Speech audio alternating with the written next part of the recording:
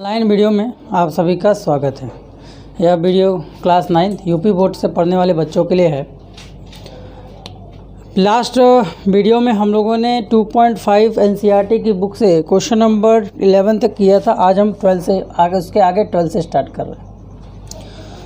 तो 12 से अगर हम स्टार्ट करें तो 12 में जो पहला क्वेश्चन है वो आपका दिया हुआ है x cube plus y cube plus z cube की वैल्यू है -3x। z को हम जानते हैं, आप ऐसे बना देते हैं एक्स वाई और आपका z है जो इसकी किसके इक्वल है बेटा, ये दिया हुआ है, ये इक्वल है 1/2 ब्रैकेट के बाहर x plus y plus z, ठीक। और इधर है आपका x माइनस वाई का whole square plus y minus z का होल स्क्वायर और प्लस z माइनस x का होल स्क्वायर। तो ये हमें प्रूफ करना है, सत्यापित करना है कि ये दोनों आपस में बराबर है। सबसे पहले आप क्या कर लेंगे बेटा, आप सिंपल सा एक काम करो, आप RHS ले लो। तो RHS आपके पास जो है उसको रहने दो, 1/2 इधर है ही है और ब्रैकेट में x plus y plus z, ये तो अपने पास है, इसको कोई लेना देना नहीं है। अब थोड़ा सा आ जाओ तो यहाँ बेटा x माइनस वाई का होल स्क्वायर, मतलब हम यहाँ पर a माइनस बी के होल स्क्वायर का फॉर्मूला यूज़ कर सकते हैं। क्या होता है फॉर्मूला बेटा, a माइनस बी का जो होल स्क्वायर होता है वो होता है a square plus b square plus 2ab। You are right, am right, होता है ना। तो a की जगह पे x है, तो इसको अगर ब्रेक करोगे तो ये x square plus y square plus 2xy हो जाएगा, प्लस नहीं माइनस, ठीक। सिमिलरली अगर आप इसको करोगे तो यहाँ a की जगह y है और b की जगह z है, तो ये क्या हो जाएगा बेटा, x y square plus z square plus plus नहीं माइनस 2yz हो जाएगा। इसी तरह अगर हम इसको देखें तो क्या हो जाएगा बेटा, z square plus x square minus 2xz, ठीक। अब ध्यान से देखो, x यहाँ पर 1 2 दोनों प्लस से जुड़ जाएंगे, इसी तरह y 1 2 दोनों जुड़ने वाले हैं। इसी तरह अगर आप देखो तो z को थोड़ा हम अलग अलग सिंबल से दिखा रहे हैं, इसका मतलब यही है, ये z है, ये z है, ठीक। अगर हम इन सबको जोड़ दें तो 1/2 बाहर है, ये x plus y plus z अपने पास है, ठीक है बेटा। अब आप देख रहे हो x 2x स्क्वायर हो गया, y और ये y कहाँ गया, ये 2y स्क्वायर हो गया। अब देखो यहाँ पे प्रॉब्लम होगी कि आप z लिख रहे हैं कि 2, तो रुको थोड़ा सा अच्छे से 2 लिखे, z और 2 में अंतर समझ में आया आप लोगों को, ठीक। अब देखो उसी तरह z जो है आपका 2z हो गया, z स्क्वायर। अब बाकी ये देखो माइनस 2xy, इधर देखो माइनस 2yz और ये इधर देखो माइनस 2xz। इन सब के पास बेटा 2 कॉमन है। इन सब के पास अगर एक चीज़ देखा जाए, इन सब के पास तो 2 कॉमन है, मतलब इसमें से 2 बाहर लिया जा सकता है। 1/2 पहले से बाहर है, 2 हमने बाहर ले लिया, किससे बेटा, उससे, ठीक, ले लिया। तो अंदर आपका क्या बच गया, x square plus y square plus z square minus x y minus y z plus x z, यही बचा ना, सॉरी प्लस बोल रहा हूँ, माइनस, यही बचा कि नहीं बचा। अगर आपने इसमें से पूरे में से 2 निकाल लिया तो आपके पास यही बचा। तो यहाँ 2 से 2 बेटा हो गया कैंसिल। अब देखो ध्यान से, ये एक फार्मूला है, ये देख लो ध्यान से, ये एक फार्मूला है। किसका फार्मूला है, एकदम सेम टू सेम उसी फार्मूले का है ना कि नहीं। अगर आप देखोगे बुक में तो ये आपका क्या बेटा, फार्मूला है। तो फार्मूला होने के कारण इसको हम बड़े आसानी से क्या लिख सकते हैं, फार्मूला होने के कारण हम इसको बड़े आसानी से क्या लिख सकते हैं बेटा, क्या लिख सकते हैं, इसको लिख सकते हैं x cube plus y cube plus z cube minus 3xyz। आपको याद होगा कि मैंने आपको एक फार्मूला बताया था, क्या बताया था, a cube plus b cube plus c cube -3abc की जो वैल्यू होती है वो एक ब्रैकेट में a plus b plus c और दूसरे ब्रैकेट में a square plus b square plus c square और minus a b minus b c और माइनस सी। याद आ रहा है? ये फार्मूला हमने आपको एक बताया था, उसी फार्मूले पर ये क्वेश्चन आपको बताए गए हैं। ठीक है, चलिए नोट कर लीजिए। इसके बाद आते हैं क्वेश्चन नंबर 13 पर। इसको जल्दी से कर लीजिए, वीडियो को पॉज कर लिया कीजिए और नोट कर लिया कीजिए। चलिए इसको हम कर रहे हैं इरेज। अब आते हैं क्वेश्चन नंबर 12 पर।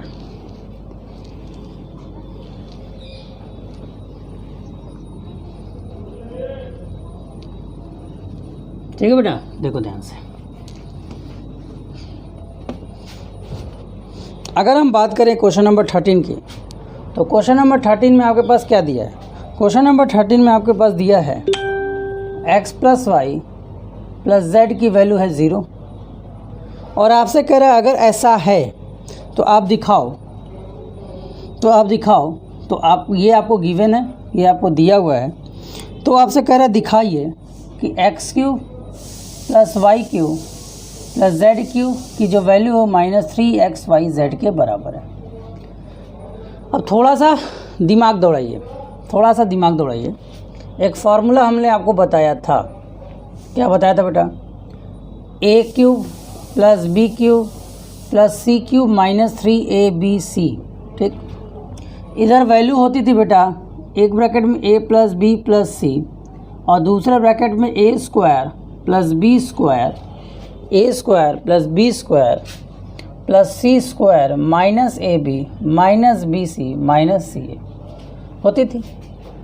अगर हम बात करें ये सारी चीज़ों को अगर हम ध्यान से बखूबी वॉच करें तो आपको, अगर हम ये देखा जाए, अगर हम इसी फॉर्मूले से x के रूप में इसको रिप्रेजेंट करें, तो अगर हम लिखें इसको x क्यूब, इसलिए x cube plus y cube plus c की जगह z कर दे रहे हैं, सारा वैल्यू बदल दे रहे हैं, -3xyz की वैल्यू क्या हो जाएगी बेटा? x plus y plus z, दूसरे ब्रैकेट में x square plus y square plus z square minus x y और minus x y minus y z minus z x. यही था, बोलो।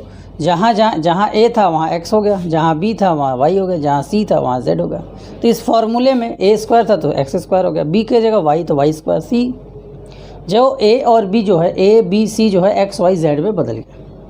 अब आपसे क्या कहा है कि इसकी जो वैल्यू है x plus y plus z की जो वैल्यू है वो क्या बेटा? 0 के बराबर है। किसके बराबर है? 0 के बराबर। तो चूँकि हमें पता है कि ये पूरा का पूरा वैल्यू 0 है, ये हमें दिया हुआ है। तो जब ये पूरा का पूरा वैल्यू 0 होगा तो x cube plus y cube minus z cube minus 3xyz की जो वैल्यू होगी, अब ये 0 हो गया और ये इसका मतलब क्या है? ये नंबर इस नंबर से गुणा है। अगर ये 0 होगा तो अंदर का जितने भी लोग गुणा होंगे सबके सब 0 हो जाएंगे। चाहे कितना भी बड़ा नंबर हो, अगर हम उसको 0 से मल्टीप्लाई करते तो आंसर 0 आता ना। तो ये 0 है और ब्रैकेट के अंदर के सभी नंबर इससे मल्टीप्लाइड होते हैं, यही तो मतलब है ब्रैकेट लगाने का। तो ये और ये मल्टीप्लाई हो गए, क्या हो गया बेटा? 0 हो गए। क्या हो गए? 0 हो गए। इसको आपने कर दिया इधर, तो ये आपको हो गया x cube plus y cube minus z cube की जो वैल्यू आ गई वो कितना आ गया बेटा? 3xyz।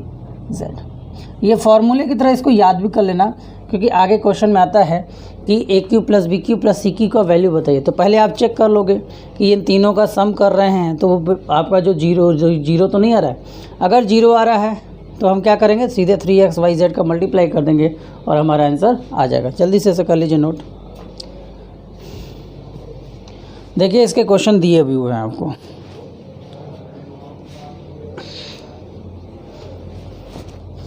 अब आपका क्वेश्चन नंबर है 14 पर ध्यान दीजिए। इसको हम कर रहे हैं इरेज। वीडियो को पॉज करके देख लीजिए, इसीलिए हम फ्रेम से हट जाते हैं ताकि आप लोग जो है उसको आसानी से नोट कर लिया करो। जैसे आपका क्वेश्चन नंबर 14 है। क्वेश्चन नंबर 14 में क्या दिया है? वास्तव में घनों का परिकलन कीजिए, बिना निम्नलिखित का प्रत्येक का मान ज्ञात कीजिए। अब जैसे दिया है -12 का क्यूब दिया है, -12 का क्यूब, फिर आपको क्या दिया है? +7 का क्यूब, फिर आपको दिया बेटा +5 का क्यूब।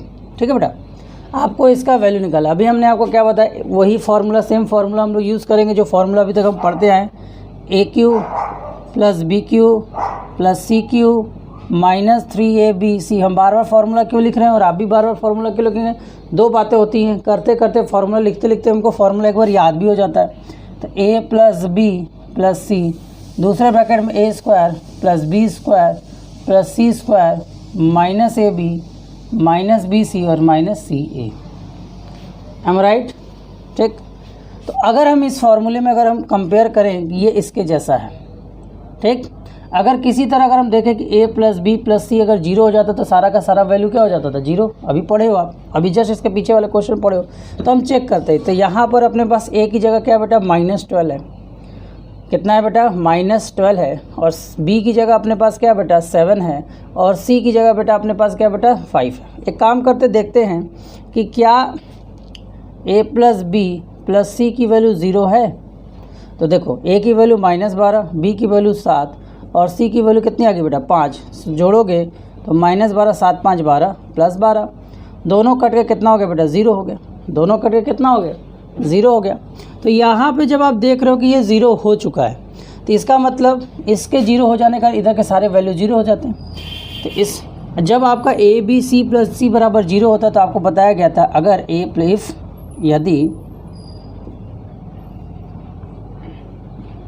यदि A plus B plus C का वैल्यू 0 होता है तो AQ plus BQ plus CQ की जो वैल्यू होती है वो उधर चला जाता है, -3ABC के बराबर होता है कि नहीं होता है। तो माइनस बोल रहा हूँ, उधर जाकर प्लस हो जाता है। तो इसका मतलब A की वैल्यू 3, A की वैल्यू कितनी है बेटा, -12। C की वैल्यू आपके पास कितनी है बेटा, C की वैल्यू कितनी है बेटा, 7।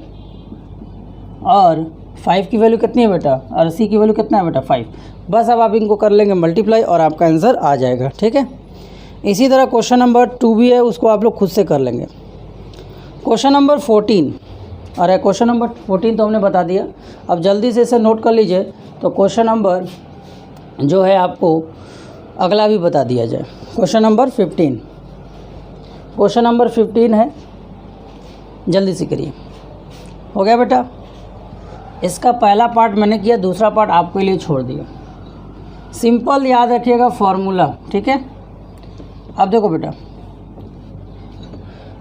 क्वेश्चन नंबर 15 में आपको दिया है, क्या दिया है, ध्यान से समझने का प्रयास कीजिए। नीचे दिए गए आयतों निम्न में से उसके क्षेत्रफल दिए, प्रत्येक की लंबाई और चौड़ाई के लिए संभव व्यंजक, मतलब कि उसकी लंबाई क्या हो सकती है, उसकी चौड़ाई। कह रहा है कि एक आयत है, पहला क्वेश्चन देखो, एक आयत है, ठीक है, जिसका क्षेत्रफल हमको दिया बेटा, पहले का दिया 25A square minus 35A plus 12, ये दिया हुआ है, ये दिया है ना बेटा। और बताना है कि इसकी लंबाई कितनी होगी, इसकी चौड़ाई कितनी होगी। आपको याद होगा, पिछले क्लासेस में पढ़े होंगे, क्षेत्रफल, आयत का क्षेत्रफल कैसे निकलता है। आयत का जो क्षेत्रफल है वो कैसे निकलता है, थोड़ा बताएंगे। तो आयत का क्षेत्रफल जो होता है L इंटू B के बराबर होता है। किसके बराबर होता है, लेंथ इंटू लंबाई गुणे चौड़ाई, ये पढ़ा है हम लोगों ने। तो अगर हम इसको गुणनखंड कर दें, मतलब L और B की तरह बनाने की कोशिश करते हैं, ठीक। तो चलो देखो, तो हम क्या करेंगे, ऐसे क्वेश्चन को करने के लिए हम इसका गुणनखंड करेंगे। अब गुणनखंड करना आप लोगों ने सीखा है, 25 और 12 का गुणा करोगे तो कितना आएगा, 12 और 25 का गुणोगे तो 4 तिहाई 12, मतलब 300। आपके पास 300 आया। कितना आया बेटा, आपके पास आया 25 का 12 से गुणा करोगे तो आपके पास आया बेटा 300।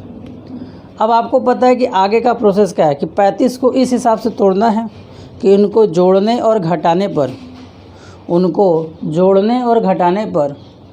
तो 35 आए, लेकिन उन्हीं नंबरों को गुणा करने पर कितना आना चाहिए बेटा, 300 आना चाहिए, ठीक है बेटा। अब सोचो ऐसा कौन सा नंबर होगा जिसको प्लस और माइनस करने पर तो 300 आए, अरे 35 आए, लेकिन उन्हीं का मल्टीप्लाई करने पर 300। आई थिंक 20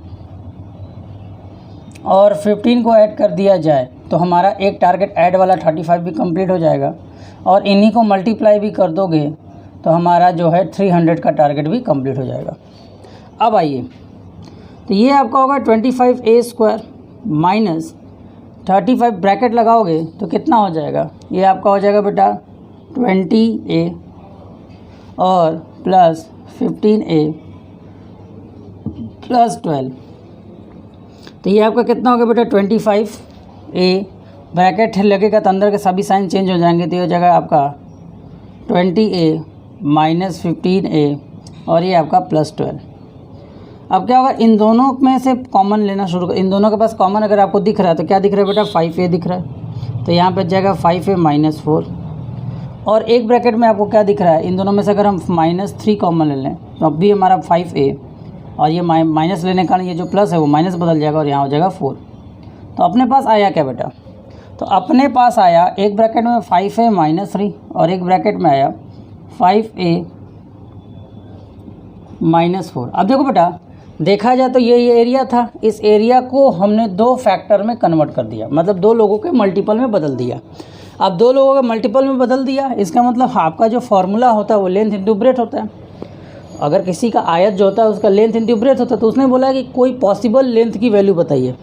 अगर इसको हम लेंथ मान लें तो हो सकता है लंबाई जो होगा, जो लंबाई है वो 5A माइनस 3 भी हो सकता है या ये भी हो सकता है, तो हम यही ले रहे हैं। और चौड़ाई जो आपका होगा वो कितना हो जाएगा बेटा 5A माइनस 4 हो जाएगा।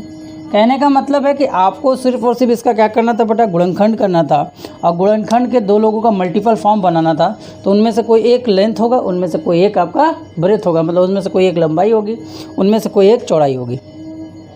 इसी तरह आपको प्रश्न संख्या 15 और 16 एकदम सेम टू सेम है, सबको आपको गुणनखंड करना है। गुणनखंड करोगे तो लास्ट में वो मल्टीपल, गुणनखंड का मतलब क्या होता है, सभी नंबर को मल्टीप्लाई के फॉर्म में, मतलब लिखने का तरीका ही होता है गुणनखंड। तो वही काम करोगे, गुणनखंड करोगे, उसमें से एक लंबाई होगा, उसमें से एक आपका चौड़ाई होगा। ठीक है, इसे कर लीजिए नोट। इसी के साथ आपका दूसरा लेसन समाप्त होता है। नेक्स्ट वीडियो में हम अगले लेसन पर बढ़ेंगे। थैंक यू, नोट कर लीजिए।